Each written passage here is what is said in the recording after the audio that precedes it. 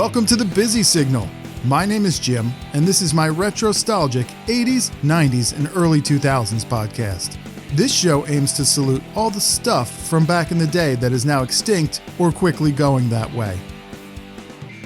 And just like that, we're at episode 30, so thank you everybody for listening. This episode is almost certainly overdue. Considering that we've covered, lightly of course, 80s and 90s tech in previous episodes, you can go back to season 1 and find those in the archives. We're talking Y2K Tech this episode, and let me tell you, despite the 2000s or early noughts being the most recent decade that we do cover here on the show, I really seriously forgot about some of the innovations and how big they were and the gadgets and the gizmos that came out of the new millennium. I had previously said in other tech episodes that the 80s and 90s boomed with technology, and yes, that's true. I stand by that, but wow, Y2K Tech hit us hard and hit us fast. Tech news actually became a real thing with websites, cable channels, radio shows, and even the newest 2000s media, podcasts, being solely dedicated to new technology daily. So while the 1980s absolutely ushered in a boom of new technology, and the 90s definitely built on that, the 2000s completely exploded with cutting-edge, futuristic technology. The 2000s was a decade of technological convergence, and we're going to find out exactly what that means, so let's hit it. Socially speaking, there is one invention that completely changed our world, and of course, I'm talking about the cell phone. But it changed our world more than once. In 1999, the camera phone was developed. Now, we don't really know which company developed it first. It was either Sharp or Samsung. That debate is out to lunch still. However, in the United States, we did not see a camera phone until 2002, November 2002. The Sanyo SCP-5300 came to the market through Sprint. It was a clamshell flip phone, and it featured a 0.3 megapixel camera. The cost? $400. Honestly, once cameras were attached to phones, that was it. I mean, was it even a phone if it didn't have a camera? It just seemed so, and I'm going to say this a lot probably because all this stuff seems so Jetsons to me, so futuristic. Good golly, Miss Molly, look what you've done to Little Richard. These are not Little Richard's shoes. You have got to see this. These are all your shoes. Now she can. With PCS Vision from Sprint, you could do more, like take, send, and receive full-color pictures right on the phone on the largest enhanced nationwide PCS network. Who took the picture of Little Richard? Did you get that? It's wild, isn't it? It's totally wild. PCS Vision from Sprint. Clearly, a whole new way to look at wireless. I know that we have our rose-colored lenses on when we listen to this show, but we do have to call a duck a duck. The pictures that these phones took were absolute trash, unusable. Like, they barely looked okay on the phone, which had a postage stamp size screen. I mean, let's be honest, it wasn't good. And if you actually wanted to save your super low-res photos, that wasn't easy either. Basically, you had to text the photo to your email, if that makes any sense. Then you could upload it for all to try and see on MySpace or Friendster or LiveJournal. There was no real streamlined way for people to be able to download and share or store their photos on these phones. Oh, and if your phone broke or died, well, your pictures died with it. There was no memory card. There was no USB cable that would hook up to your phone to pull your pictures off. That just didn't exist. Once they were gone, they were gone. If you could remember who you had texted any of your photos to, then you could possibly say, hey, can you text those back to me? But here's the catch. Sending a photo wasn't cheap. It was a media message. And that cost more money than a regular text message. So if somebody didn't have a great plan, they were like, no, I'm not texting you. That's going to cost me money. And stop texting me your pictures of you and your dog anyway, because that's costing me money to receive those text messages. Let's just say a lot of things have come a long way since those early camera phones, but those were the game changers back then. Also in our 80s and 90s tech episodes, we covered old school media and data storage. From 5.25 to 3.5-inch floppies to zip drives, CDs, DVDs, we covered all of that. But in the year 2000, USB flash drives hit the scene. Call them what you want. Thumb drives, stick drives, flash drives. They all go by those names. That's fine. It's all the same thing. If you look at media storage throughout history, basically a floppy drive was a magnetic disc that was housed in a plastic square and spun to read the data on it. CDs and DVDs are discs that use optical lenses to read the information stored on them, But USB flash drives are a small circuit board with a USB connection. It stores data in tight blocks. There's no moving parts to break. It's insanely portable, and usually it also has an option for a key ring. Ultimate portability, really. They could even be password protected, which was really cool too. It was literally plug and play. And just like the camera phone, there's a debate over who or what company invented the USB drive. Despite patent claims in 1999 by one company in one country, November of 2000, a patent was granted to a completely different company in another country. The Trek 2000 International Company from Singapore started selling USB flash drives in the year 2000 and claimed to be the inventors and stand by that claim to this day. Either way, the USB flash drive completely killed floppy disks pretty much for good, and possibly the need to really burn CDs at this point. It was really convenient because all computers have USB ports. Even DVD players have USB ports.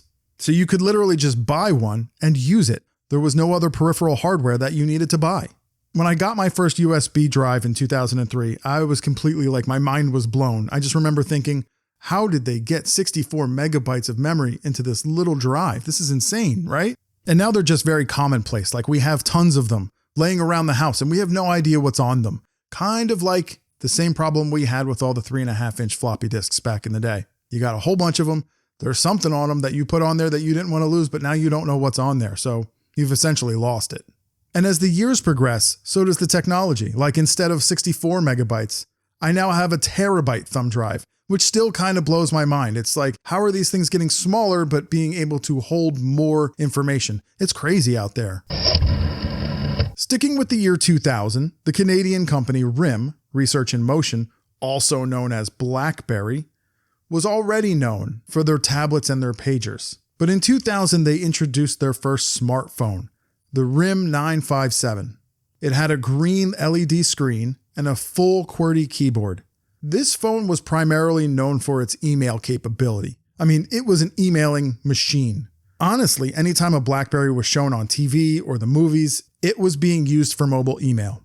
The RIM 957 was favorited by governments for its mobile email because it had an encryption capability. The popularity of the 957 drove RIM to release the BlackBerry Pearl, and this consumer cell phone had a lot of success for many years. There was a lot of iterations of the BlackBerry Pearl. So if you were a professional and you lived, slept, and breathed emails, this was your device. Oh, and by the way, the battery of the 957, that was known to last for a week without a charge. People loved BlackBerry, they were loyal. Even after the iPhone had been released, people were still using BlackBerries well into even 2011. So it really wasn't that long ago.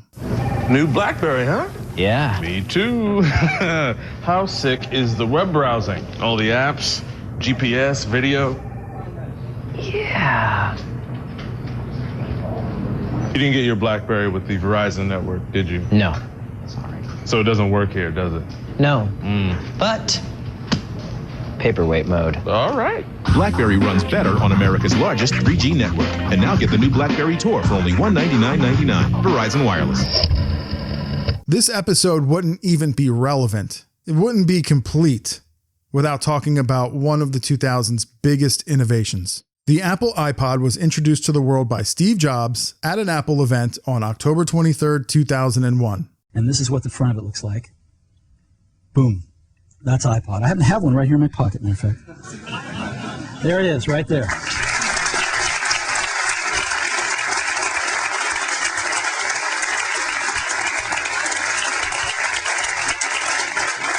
So, this amazing little device holds 1,000 songs, and it goes right in my pocket. And the way we bought and consumed music changed forever. In one fell swoop, the iPod, in tandem with Apple's iTunes software, caused pandemonium in the music industry. People were free to purchase songs one at a time instead of investing $15 to $20 on a whole CD album that only had one or two good songs on it. I'm looking at you, Chumbawamba. We were free from carrying around big CD booklets in order to take our music with us. All of our music could now be housed in one small device and accessed through the scroll of a click wheel. An argument can absolutely be made that music became a little less personal that day. No longer did we shop for music in brick and mortar stores, right? We weren't flipping through CDs and looking at the covers and then buying the CD and studying the cover art and reading the lyrics while we were listening to it. That's gone. How many bands do I think I discovered while looking at the special thanks portion in the CD booklet? I don't even know, but I would discover so much new music just by that special thanks. And there's something to be said about the jewel cases for those CDs. If you didn't have a snow scraper in the winter, a CD jewel case was an exceptional substitute, let me tell you.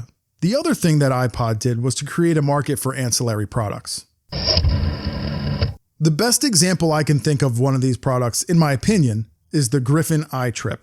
Side note, once iPod was a huge success, every single gadget that came out afterwards followed suit by putting I in front of the name. Honestly, it was kind of annoying. Apple had the iMac, the iPod, and eventually the iPad. So, of course, everybody else wanted to put an I in front of their product to maybe grab onto some of that success, right? Well, I'm glad that's over, honestly. The I stands for internet, by the way. If you didn't know that by now, you do. Anyway, back to the iTrip. Because we've talked about a similar product in episode 22, the 90s Tech episode. In order to play your Discman in the car, you needed an auxiliary cord that had a 3.5 millimeter jack on one end and a cassette tape on the other. And that's how you played your Discman. Well, we still needed a way to get our iPod music from the iPod to the car stereo. And this is where the iTrip comes in. It completely eliminated, mostly, that monstrosity of the cassette headphone jack cord, right? It was a small transmitter. I mean, it hooked up to the iPod's headphone jack, and then you could choose any FM frequency to transmit to. And obviously, you chose a station that wasn't really receiving a strong signal already. And then boom, your music was now playing on your car stereo wirelessly from your iPod. It was an amazing time to be alive, let's just say that. Although it was not perfect. During your drive, the station you chose could still get and receive signals. And if one of those signals was stronger than your iTrip, well, then you got blocked out. And if somebody else on the highway with an iTrip was also broadcasting to that weak station, they could also block out your signal. So while wireless is cool, you never lost a signal or heard somebody else's music over your speakers with an actual auxiliary cord. So there's that argument to be made for a cord. Oh, and if you lived in Germany or the UK, you don't even know what an iTrip is because it was illegal. If you were a kid from the 80s and 90s, you learned a very basic skill. A skill that everybody learned at some point. Map reading. Simple map reading. We used physical maps and atlases to go from one place to another. Going somewhere you've never been before? You consulted a map. You needed to know how to read a map's compass. You needed to know which way to hold the map. You needed to know how to decipher distance. So many times in movies and sitcoms did the characters find themselves in a jam or lost because they were simply holding the map upside down. Eventually, the internet helped out with sites like MapQuest. You could plug in your start address, your end address, print out those directions, and before you knew it, you were out on the road. Just don't forget to print out your reverse directions to get yourself home from where you were going. By the mid-2000s, standalone GPS devices were flying off the shelves.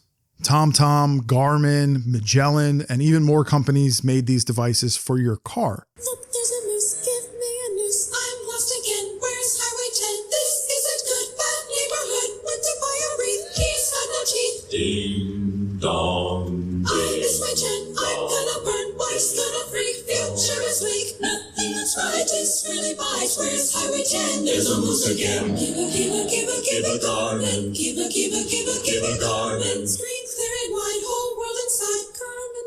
Garmin.com. It was live turn-by-turn voice-guided navigation. More expensive luxury cars already had GPS navigation systems built in, but this was a way that the everyman could now have an affordable GPS in their vehicle. Everyone now had the opportunity to blindly follow the GPS and get themselves lost or arrive late somewhere, because these devices were not perfect. They needed to be updated occasionally because roads and traffic patterns change. And it wasn't easy to update them. A lot of times you had to go to the website of the company that you bought your GPS from, and then you had to know what model you had or the serial number, and then you had to download the update specific to that device. These files could be rather large, and then you had to hook up your device to your computer and tell it to install, which could take a significant chunk of time. And if something went wrong during that install, you were now holding a $300 brick. Did you have a GPS device back in the day? So this has been a bit nerdier than I realized it would be. So many high-tech inventions back then. So here's one that's equally iconic, but low-tech.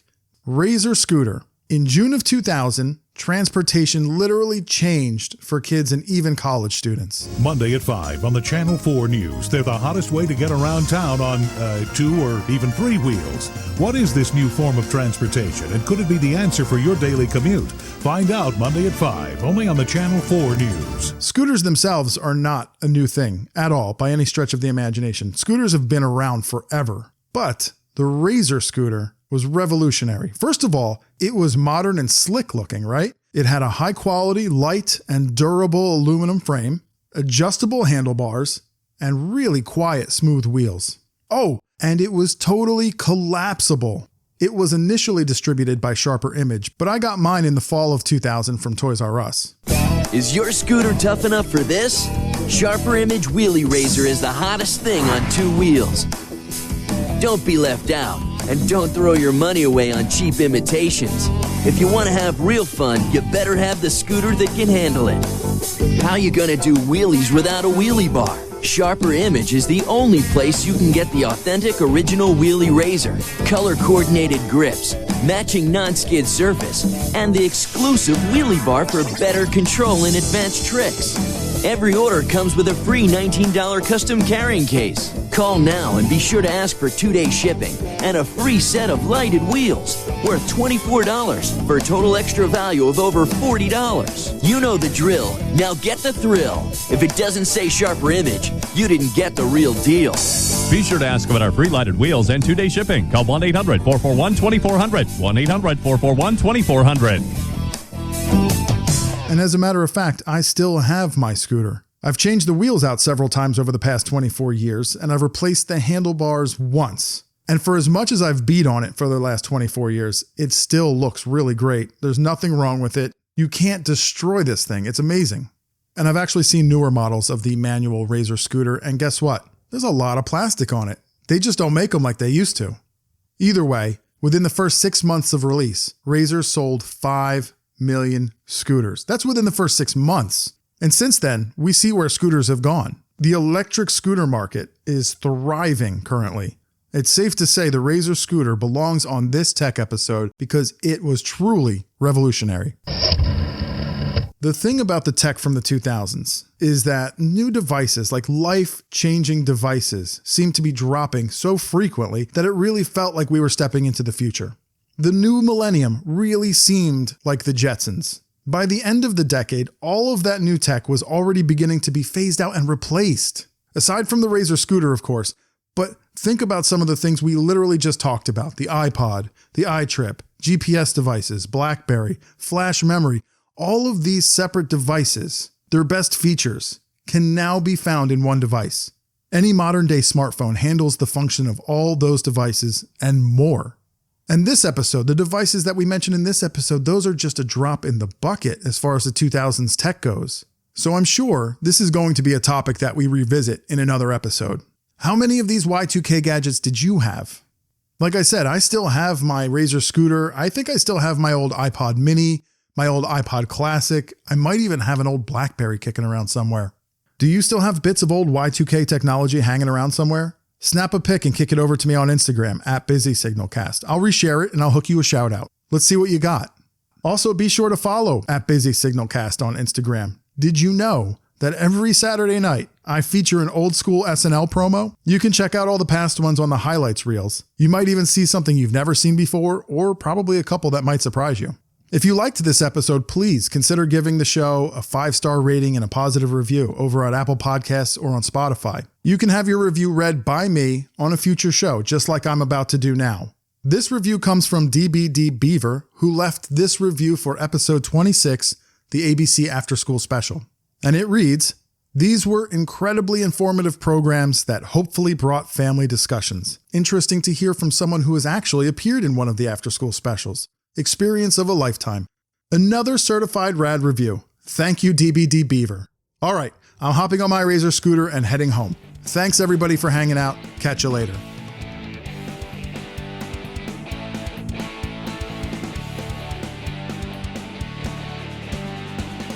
Once again, I'd like to say thanks for listening. And as always, you can listen to The Busy Signal everywhere quality podcasts are streamed. Hit the subscribe button to have a new episode delivered directly to your favorite device every other Friday. If you really like the show, leave a 5-star rating or a positive review on Apple and Spotify.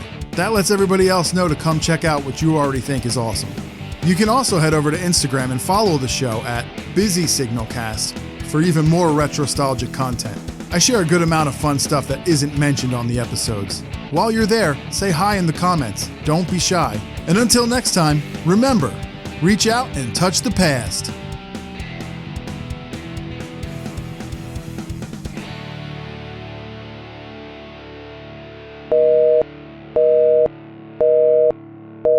Boom. That's iPod.